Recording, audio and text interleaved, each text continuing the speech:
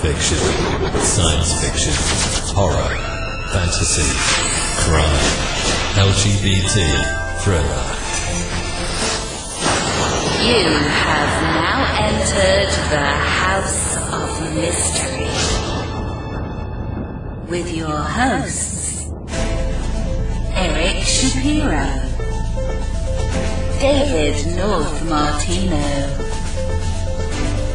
John Copenhaver, and Al Warren. Heard on KCOO 106.5 FM Los Angeles, 102.3 FM Riverside, and 105.0 AM Palm Springs.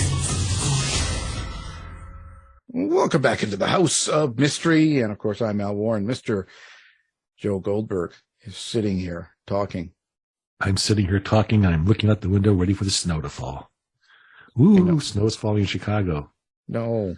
Shut down. Well, it's supposed to, but everyone shut down the roads, right? Yeah.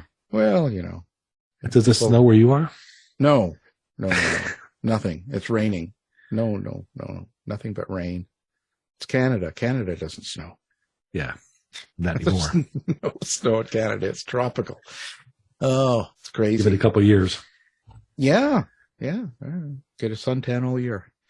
Well, let's get now. Today we have a writer joining us today, and his book is called Scavenger Hunt, and it's a novel. He's got quite a history, and it looks like quite a book. So, Mr. Chad Boudreaux, thanks for being here. Glad to be here. Thanks for having me. Well, Chad, you have quite a history of working in different government agencies, and there's just all sorts of things here, like Homeland Security. You've got shipbuilder, you've got all this stuff. So what made you kind of get away from that and get into the writing, into a novel? Well, I really started writing as I was developing my career. So I never stopped and then started writing. It's always been just a parallel universe that I've lived in, if you will.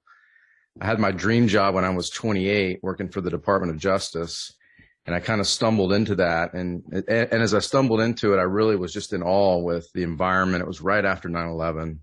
We were in Washington, D.C. It was a very harrowing experience. And as a part of that, I just started writing. I had a Great Dane named Judge, who is actually in the book. It's the only real character in the book. And my wife was pregnant with our first child, and it kept me up at night. So as a part of being up at night, I would just take out my old something just north of a TRS-80 computer, I think, Holy at the cow. time, and started typing away. The boat anchor. That's where it started. Yeah. Well, what was it that you were trying to get out of the writing? Were you were just writing for yourself, and you were trying to work through things, you think, in your mind, or was this something that you wanted to eventually put out? Did you know that back then? Yeah, I didn't really know what it was. I think it's a little easier for me to articulate now, and it's just almost like a psychological release. It's, you're in the legal world, at least, you're always writing precisely. You're writing in a formulaic way that's not as creative. And I think just being able to put the rules aside when work is over and have the ability to decompress and think of a good story and just kind of let the creativity flow from there was always something that calmed me down and it excited me. So I kept doing it. So you're kind of getting a lot out of it. So when you say it calmed you down and stuff, or were you being very personal in what you were writing, or was it completely to escape what you were doing? Yeah, it was something short of escapism, but it was definitely, some form of escape. I think, and I just want to be clear with that word that can be misused sometimes. But for me, I think the best way to describe it was I would show up at the main Justice Building pretty much every day in a period of time when, national security was everywhere. It was right after the terrorist attacks on 9/11. And I was amazed at the building in which I worked. I was amazed at what I was seeing around me. And I needed an outlet to write that down and to memorialize it. It was, for me, I've said this before as a part of this book, but, I was looking at a building, an historic building that had 7 floors on the inside, but it looked like 8 floors from the outside. And so I was always trying to figure out what that 8th floor was all about, or what the windows were all about. And I couldn't figure it out. I did research, couldn't figure it out. And finally, I met someone who told me that used to be the FBI ballistics lab. And so I went, found a custodian, asked him to get me up there. And there's literally a secret staircase that gets you to the 8th floor. Now it's more of an attic with a bunch of heavy equipment up there. But I walked around with that individual, and he actually knew a lot about it. And it's when I saw that and I was able to walk that top floor is when I really felt like I needed to write a book. Wow. How does completing this book change you? Like when you have completed it, now you're doing the promo tour and this is going to come out to people. How do you think the writing process actually changed you? Well, I think that, once you get a book published, I think, there's some validation there. There's, there's different stages that I think change you as a part of the process. Once you're trying to find a publisher, maybe an agent, that's a hard part. That's a learning experience. I think you become a better writer when you go through that process. There's really no shortcuts that I know of for good writing. And so most of the authors that I speak to now in the author community, they all have these stories of how hard it was to break through. And once you break through, to answer your question directly, it changes you because that's what people want to talk about. I mean, I always thought I had a pretty cool job, no matter what job I was in growing up and, getting older. But it doesn't matter if I'm chief legal officer of a Fortune 500 publicly traded company or if I'm working at the Department of Justice. What people want to talk about is the book. They want to know about it. They want to know when it's coming out. They want to know what it's about. And so that's kind of fun, and it's interesting because that's what I would rather talk about, quite frankly. Yeah, I concur with that because people's like they're in awe that you have a book on the shelves they can hold in their hand. They treat you like Shakespeare. You've got something done, and it's some mystical, magical thing. It's kind of refreshing in some sense, or motivating, and strange when they treat you that way. So that's a good experience, right? You like that? You like that experience? It is. And so I'm curious what you think about it. I've always tried to figure out, what's causing people to be so interested in it. I think there's some people that are just generally interested and who like to read. I think for the most part, however, the people that I talk to are aspiring writers in their own regard. And they want to know, how did you do it? They always ask the question, how long did it take you? How did you get started? It's always the how to and when did you find time? Those kinds of questions. And then normally, probably I would say 50% of the time, on the heels of that, they'll say, I have a story. I've always wanted to write a book, and so I think and it's hard. It's hard for people to finish it. I think it requires, a dedication and time commitment that some, for whatever reason, find hard to get to. They probably want to be a part of it, right? Yes. Well, certainly my family, they all want to know, like, well, who's that person? Why didn't you name me? Why didn't my name get there? So I'm an anagram now. Thank you. Thank you very much. Right. Yeah, I think people they know you. Your name's on a thing that's on the shelf, and they have a story to tell, as you say. You want to motivate people. You want to talk to them. You want to say, here's how it's done, right? You want to be supportive of the people who were thinking about things that was you 3 years ago or 5 years ago. You want to be supportive, right? You do. And it's hard because everybody tells you when you're trying to get published, when you're trying to finish the book, whatever the milestone is, they're always telling you have to just keep at it. Don't give up. If you keep at it, eventually things will happen. And for most people that sounds right, but I don't know if I really trust it. And I want to tell people you have to trust it because the going through the hard part actually improves your writing, which in turn makes you more marketable. And there's that process that I think is required. And so I really want people to believe that, but I'm not so sure that just saying it will get the job done. So in your book, talk about me. My first book was basically fiction autobiography. Is this book, writing, the phrase is, write what you know, right? Is this writing what you know? Absolutely. So this is, And that's the fun part, is I didn't have to do a whole lot of research for, to get the plot right. The book itself, what I say is it's a spy thriller. It's got a strong national security background. I don't want to call it a terrorist book because it's not a terrorist or a terrorism book per se, but that is a backdrop. I don't want to call it a legal thriller, although you're going to learn a lot about the law if you're reading it, particularly national security law.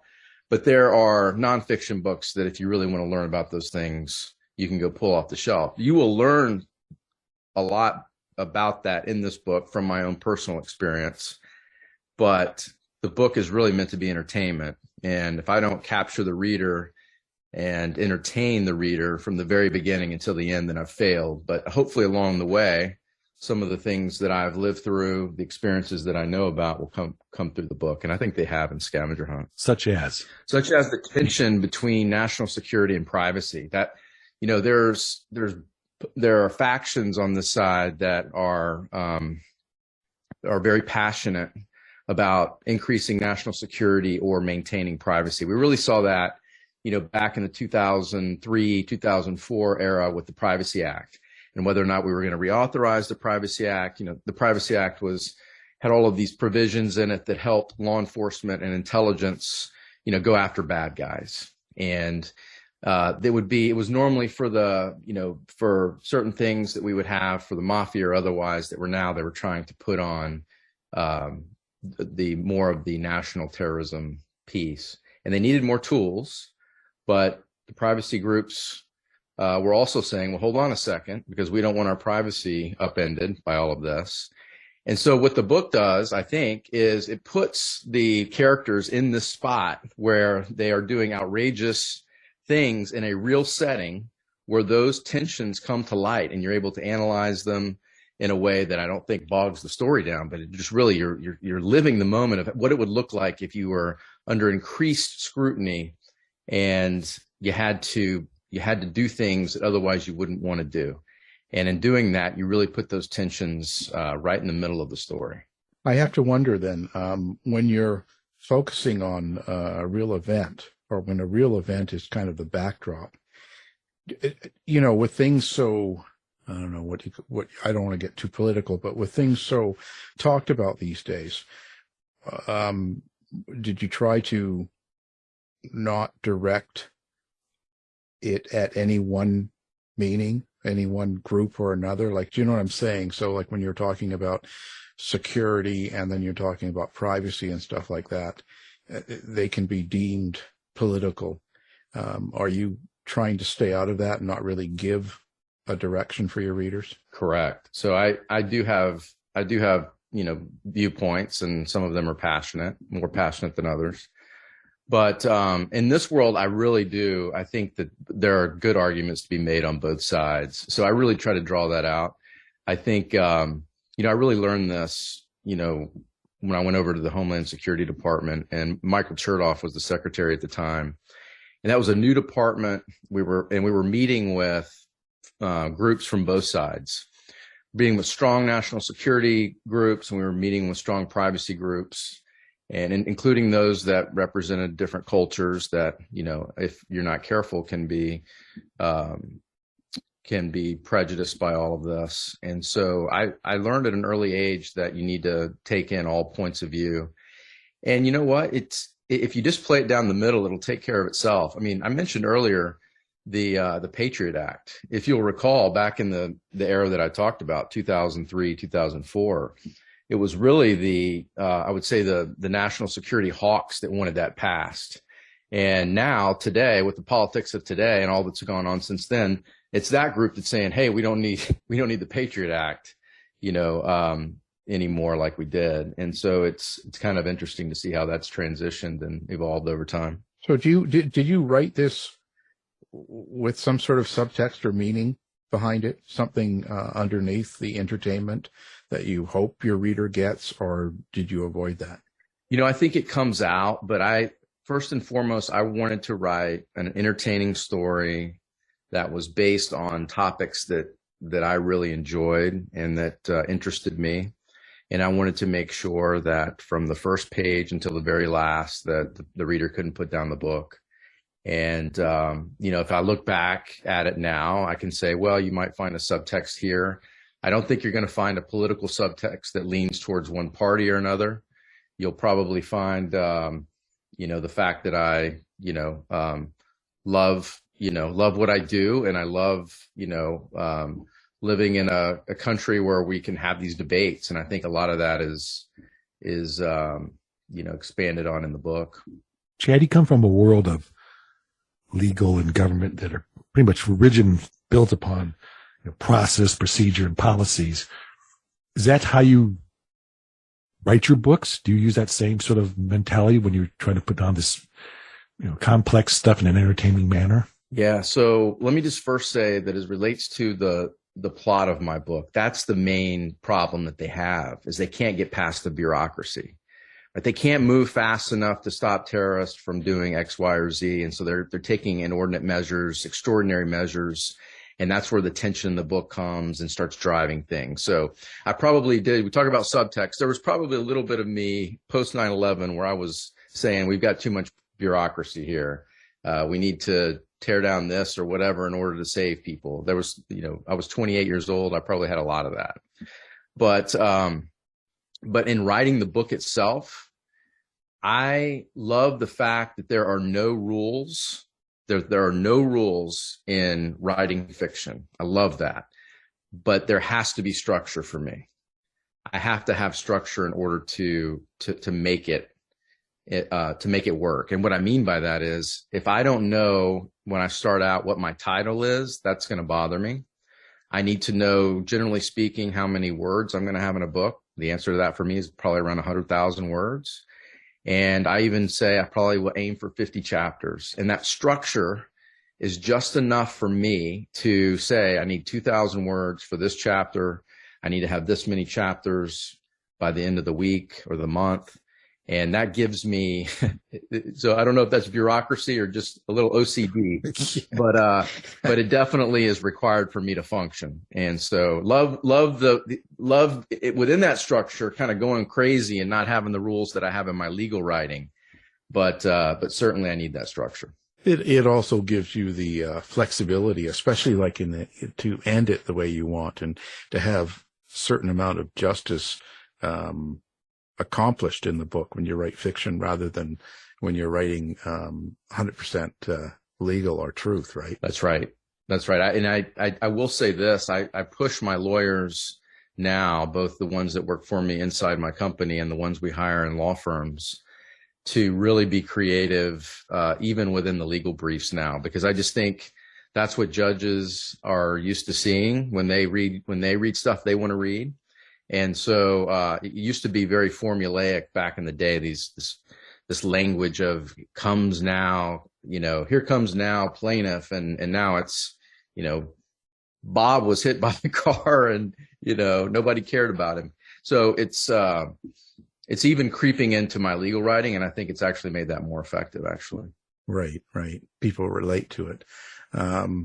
So your characters, how do you create your characters? Because you're writing a lot about things you've experienced, and you're taking from a lot of your own, day-to-day actions with people and stuff. So are these characters from people you've worked with or been around during different events, or are they completely something you create in your mind? I start with a pretty strong core with each character and characteristics that I pull from others. And then they kind of grow and develop from there. So the protagonist in Scavenger Hunt is a lawyer that works for the Attorney General of the United States. His name is Blake Hudson. And Blake is a former Supreme Court clerk who is very young to be in the position that he's in. So I was very young to be in the position that I was in, but I was not a Supreme Court clerk, but I worked with a lot of them. And so I was drawing from that. There's very few people at the Department of Justice in the positions that Blake are in that are not like top of their class at one of the top law schools. And so I took all those characteristics from people with whom I worked, and I think Blake's an amalgamation of many of those. He's also got a lot of the trial lawyer in me, and And so that kind of blends in nicely, I think, with the more academic side that he also has. And that allows him to function at a high level with a lot of horsepower, but he's also fun and a little bit unpredictable. A lot of people that we interview talk about their fictional characters as if they know them, like they're real. And they experience them, hear voices sometimes, whatever. What's your experience when you're writing your characters? Yeah, so I think for me, one of the best books I've ever read on writing is On Writing by Stephen King. And I think Stephen King is one of the best at creating characters, at least that I can relate to. And when I first read On Writing, he talks in that book about your characters being put into an incredible situation where they have to get out. And their characters kind of do what they want to do. And you don't have a whole lot of control over how they're going to react to the situation. When I first read that, I kind of rolled my eyes and I said, that's the hokey stuff that is not helpful to me. But after I wrote Scavenger Hunt, and as I've finished my second book, even last week, I really believe that now. And I don't know, it's probably just a psychological blip, but for me, I put my characters in crazy situations and I tell them you need to find a way to get out of it. And as I think about them getting out of it, they end up doing things that I had not planned that they would do. So back to the structure piece. One of the things that I do when I write is with those 50 chapters I talked about, I will give some semblance of an outline for each of those chapters before I begin my book. And it's more, I would say, scaffolding than anything else. But about halfway through the book, the scaffolding really changes. Sometimes I have to break it down and build it back up because my characters have done stuff that I did not anticipate that they would do. Now, it's always better, but it's not always predictable. So your characters are running the show. They really mess up a good outline. I can tell you that. They surprise you. They do surprise me. I had one that was this sweet woman in my last book, and she's become very devious and really caused a lot of havoc. But boy, it's fun writing about her now. It sounds like though you are writing for escapism, you also have a great love for the work that you've done, like the jobs you've had, like you really have a passion for them and stuff. How do you feel about when you're writing and you're following this kind of book, a lot of public feeling toward law enforcement and justice and stuff like that isn't so positive lately? Yeah, I think I think that there are two sides to it, and depending on where you are in a particular crisis or where you are just location wise, you need to look at the facts of each situation. So I support law enforcement, but I also support restrictions on law enforcement. So I think in our society, Al, we really try to make things binary. And that's what I really want people who read Scavenger Hunt. If there's any challenge, I want them, any subtext coming out of that, it's probably this. These are not easy questions. These are not black and white questions. They're hard. They're really hard. I'll just give you an example. One of the political things that I see now is relating to immigration coming on our southern border. I know a lot about, the Canadian U.S. border that you're familiar with, and you may be familiar with the southern border as well. I spent a lot of time on the southern border when I was at DHS, and it really changed me. It changed me because I was a law enforcement person. I still support law enforcement, but what I found when I got down there is there's a human element to this that nobody's talking about. They'll talk about it conceptually, but here's a specific example. We heard about children in cages. All right. And really what that means is that children have been detained and put in ICE facilities or marshal facilities on the border. Nobody wants that. Okay. But the way you characterize it is important. When I was at DHS, one of the problems that we found, we would get briefed by the intelligence agencies, and I used to get an unclassified briefing in addition to the classified briefing, specifically targeted to the criminal gangs in northern Mexico and the immigration system, if you will, on that southern border, stretched 4 states. and you would see all sorts of trend data coming out. You would hear anecdotes. Well, one of the things that we were seeing back in 2005 and 6 were children in Mexico were getting kidnapped without ransom. We had no idea why that was happening. And so when more we pressed into it, we learned that the human smugglers, they call them coyotes, but human smugglers in northern Mexico had figured out that we had a loophole in our immigration system whereby if you came in as a family unit, then they would either if you came in as a family unit, they would give you really a notice to come to a court hearing, and then they let you free inside the country, just automatically. And so there you go. You would be able to come in as a family unit. And so, and the reason for they do that is for humanitarian reasons. You don't want to separate families. And so what happened is the human smugglers started stealing little kids in northern Mexico and marrying them up with couples. I put that around air quotes to force them to go in as a family unit or to pose them as a family unit. And the kids had trouble keeping up, and so they would feed them ephedra in 100+ degree heat, obviously dehydrates you very quickly. And we were finding dead bodies in both the deserts in northern Mexico and in southern United States with children who were not being buried. That is a very macabre, real fact that you don't hear a lot about. But that was one of the reasons why, we were always trying to figure out ways to deter people from that family unit coming across as a family unit when it led to that kind of kidnapping. So just a very terrible situation that when I saw this coming back with the kids in cages things, I worried not only about that, but just about the practice itself that I just referred to. But those are not questions where you point fingers at people and say, how dare you do this? How do you do that? That's a problem that needs to be solved by sober people who have children's and families' interest in their heart. And so that's, when I look at the politics of things, that's kind of the way I try to look at it sober-mindedly, because normally, again, it's not as binary as we make it out to be. It's a tragic story and you hear it, but I ask you as a writer, how much is that realism do you try to get into your books? That's that granular sense of place and feel and time that make people react. Yeah, so I try to put people in that place and time with as much specificity as I can without dragging my story down.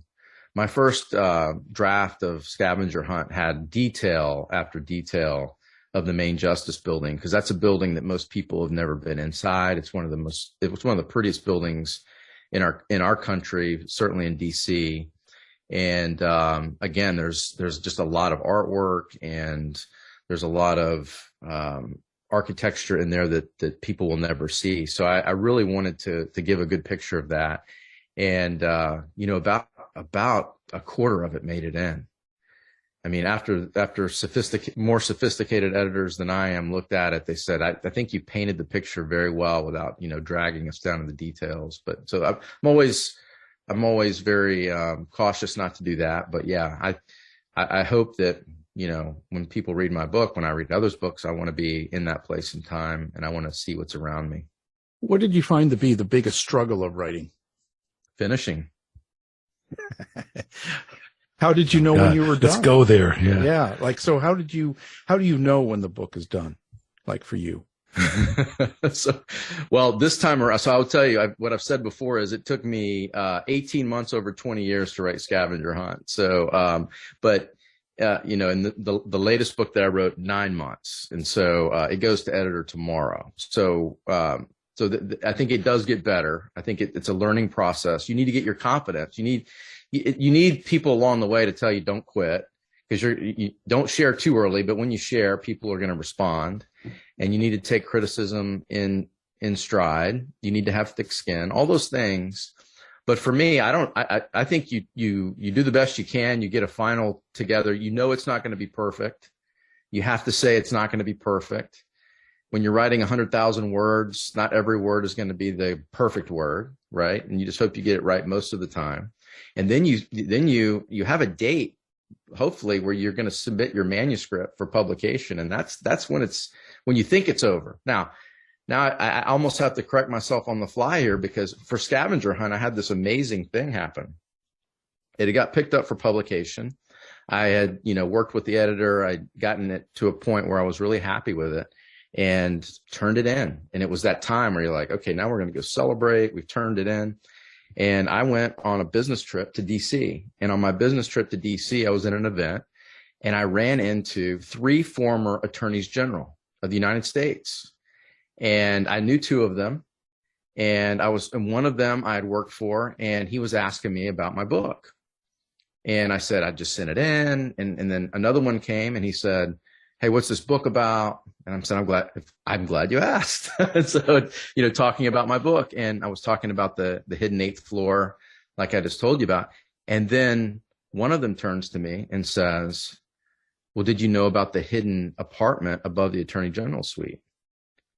And I almost fell down. I said, no, I did not know about that. And all of them, to a person, started talking about this room where Robert Kennedy, not JFK, would take Marilyn Monroe above the suite.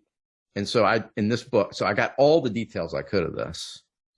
And just listening to these former attorneys general describe other things in that office that I'd been in, but I never really paid attention, and I didn't know about that top room.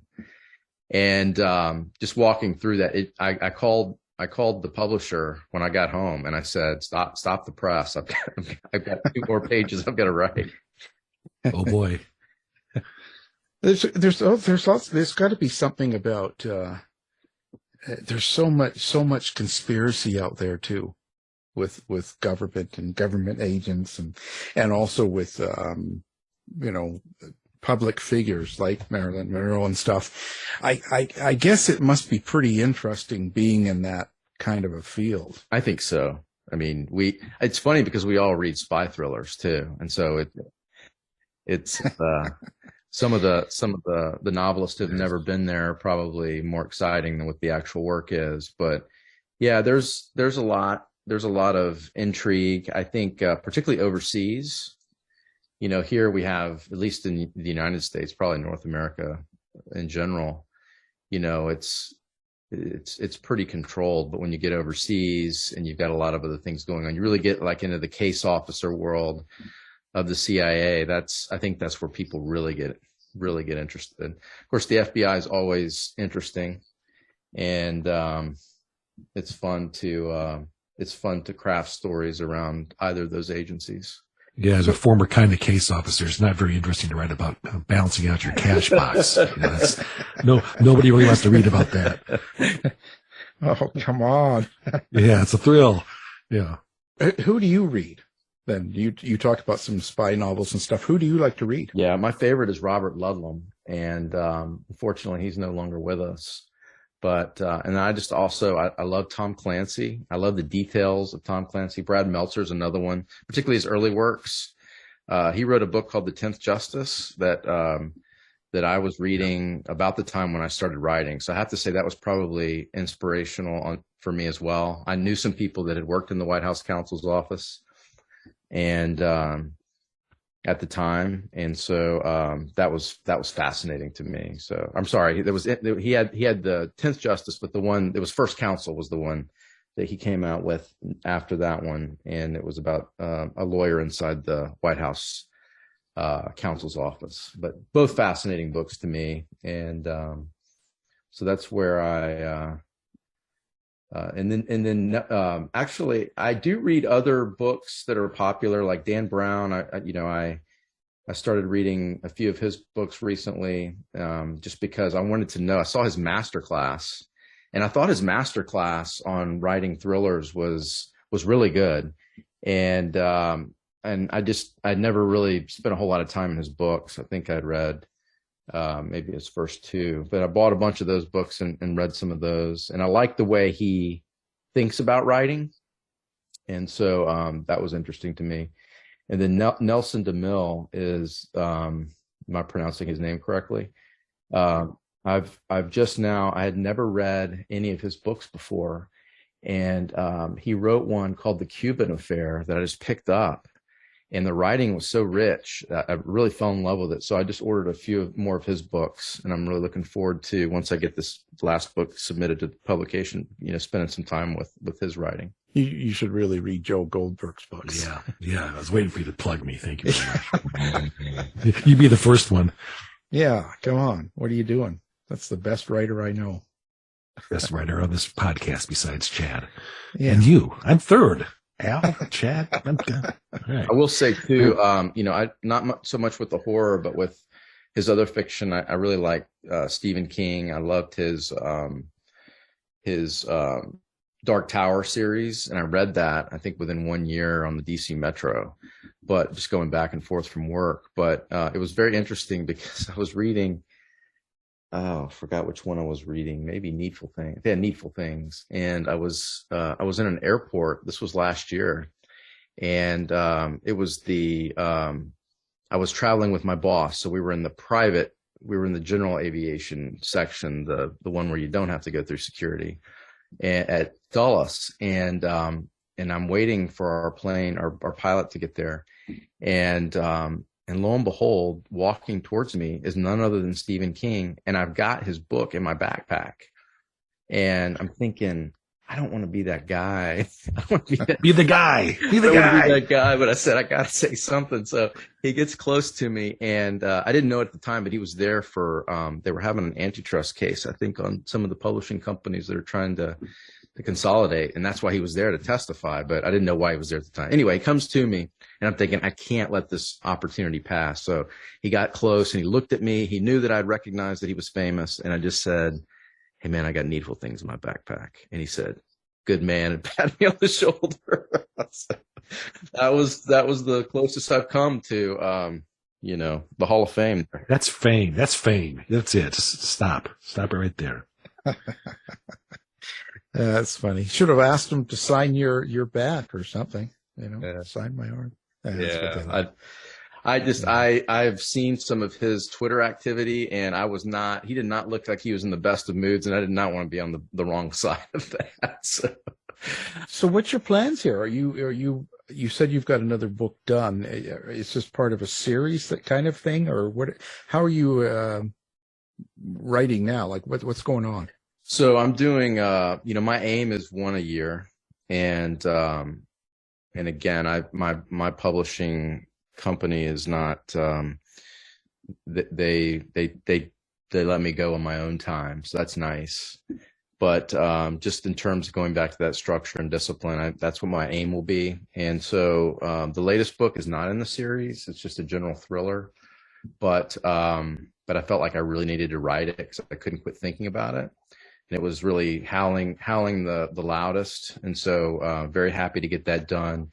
But the response to Scavenger Hunt has been so good, particularly with advanced readers and some of the critics, that they've asked, when are you going to write another one in the series? And so my next book for 2023 that I'm writing will be in the Scavenger series.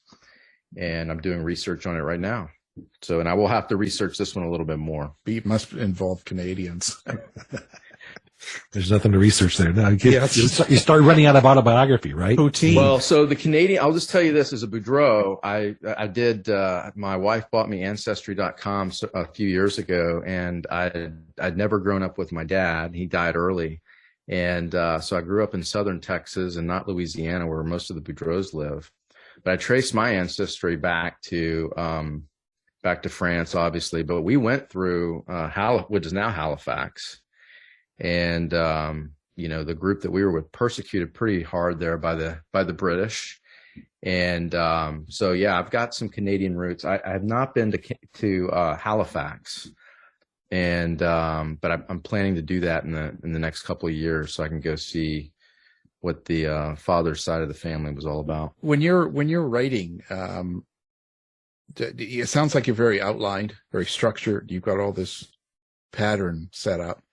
Does your mood affect this then? So when things are really kind of stressful and something's going on that's not happy around you, or with people around you and stuff, does that kind of affect your writing, or do you just push through and write anyway? I've never really thought about it. I try to be as consistent as I can, because I know if I take too many breaks, and I write early in the morning before everybody wakes up, and then I'll usually read late at night after everybody goes to bed. And I still have 3 kids in the house. So that's my time. And then my work schedule will depend. My work schedule can be very hectic, and of course that takes priority. So if we're hot and heavy at work, then writing goes on the shelf. But when I have the time, and I'm normally in the right frame of mind. Of course, I have days where have emotions like anybody else. And does that make it into my story? Probably. I think the best way for me to measure that is through the music that I'm listening to. And, if I'm listening to Pearl Jam, I'm probably in a heavy action scene, and, something else is probably different. But yeah, I like to listen to music, and the music often reflects the mood that I'm in. But let me ask a question about the research and the autobiographic part. How much do you think about your reader?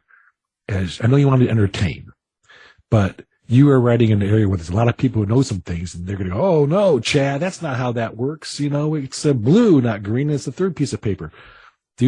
How much do you think about those kind of readers, the one that are inside your world and the readers outside your world? Right. So for Scavenger Hunt, I had some amazing pros review my book ahead of time.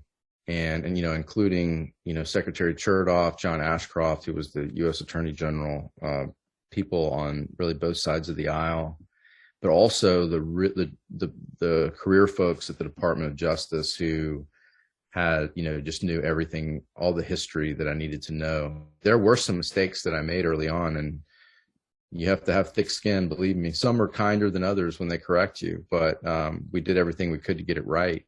I think at some point when you're writing, you will get comfortable in your area.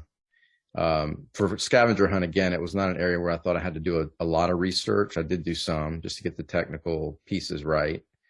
But, for anything that I'm doing, I think anything that you're writing, I think you do your best you can to learn about your subject. It's obviously better if you're an expert in the field. And then you need to socialize it with the people who know, and you got to be careful not to do it too early.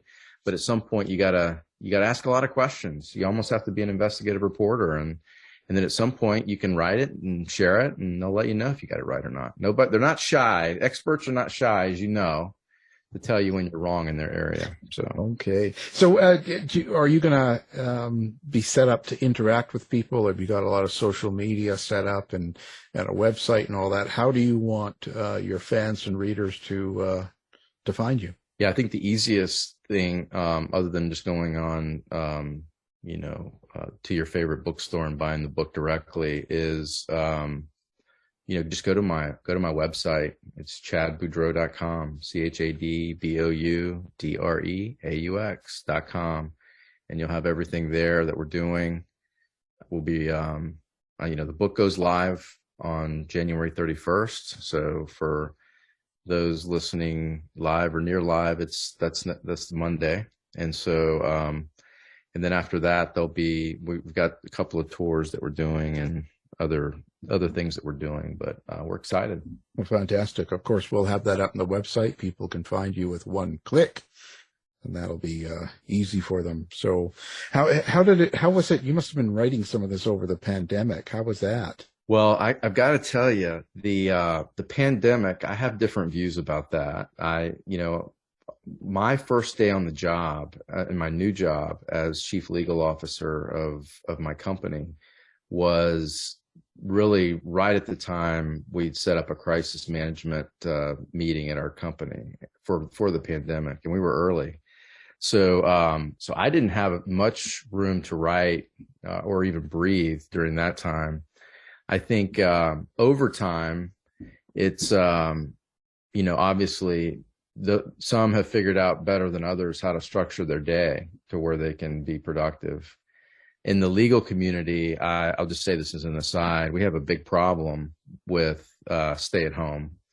And that's because, particularly in the manufacturing industry, because you really need to be next to your client. Most people are allergic to lawyers anyway. And so you need to they're not going to call you up from home if they, when they're having a business meeting. So in order for lawyers to really be at their best, the most efficient and most persuasive, they need to be with their client. So at my company, we're very clear that if you've got some issues with your family or whatever, that is priority. Take care of it. Stay at home, and we'll make do.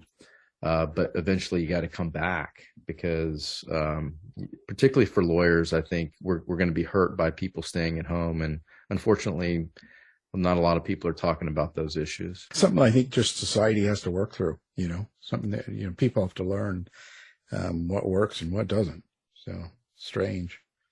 Anyway, well, it's been really interesting. So now the book, of course, we're talking about is Scavenger Hunt, a novel. And our guest is the writer, Chad Boudreaux. Thank you for being here. Thanks for having me. It's great. Thank you. You've been listening to the House of Mystery radio show. To find out more about our guests, hosts, or shows, go to www.houseofmystery.com. Show's over for now. Was it as good for you as it was for me? Well, good night. This has been a production of Something Weird Media. I'll be back.